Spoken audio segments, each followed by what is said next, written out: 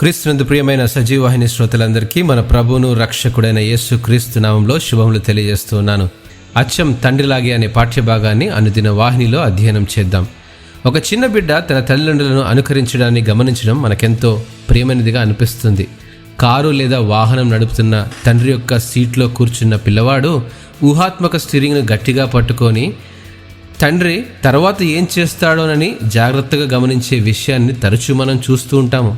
చిన్న పిల్లలు ఎవరినైనా అనుకరించడం చూసినప్పుడు అచ్చం తండ్రిలాగే తల్లిలాగే పోలికలు అంటూ పదే పదే జ్ఞాపకం చేసుకుంటూ సంతోషపడిపోతూ ఉంటాము. మనం మన చిన్నప్పటి అనుభూతులను లేదా మన బిడ్డలను జ్ఞాపకం చేసుకున్నప్పుడు మనలో అందరికీ ఇటువంటి అనుభవం ఖచ్చితంగా ఉంటుంది. తప్పిపోయిన వారిని వెతుకుతూ, అవసరతతో ఉన్నవారిని సహాయపడుతూ, రోగులను స్వస్థపరుస్తూ, సరిగ్గా తండ్రి ఏదైతే చేశాడో అదే తన ప్రియ కుమారుడైన యేసు క్రీస్తు చేయడాన్ని తండ్రి అయిన దేవుడు అదే విధంగా తలంచి ఉంటాడని అనుకుంటున్నాను. తండ్రి ఏది చేయుట కుమారుడు చూచునో అదే, కానీ తనంతట తాను ఏదియూ చేయనేరడు. ఆయన వేటిని చేయునో వాటినే కుమారుడును అలాగే చేయునని యోహాను సువార్త 5వ అధ్యాయం 19వ వచనంలో యేసుక్రీస్తు ప్రభువారు ప్రత్యుత్తరం ఇచ్చాడు. మనము కూడా ఇదే చేయుటకు పిలువబడ్డాము. ప్రేమైనటువంటి వారలారా, కావున మీరు ప్రియులైన పిల్లల వలె దేవుని పోలి నడుచుకొనుడి.